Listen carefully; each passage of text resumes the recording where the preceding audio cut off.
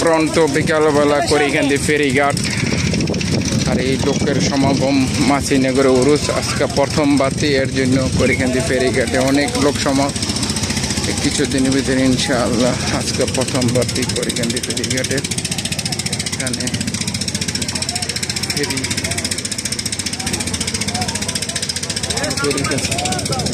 ফেরির কাজ করতেছে ফেরির কাজ চলতেছে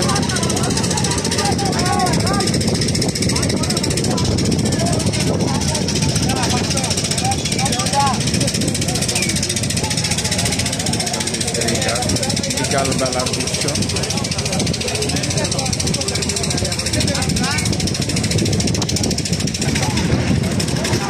বিকালবেলার দৃশ্য সব যাত্রী এখন বেশি বেশি খালি শুধু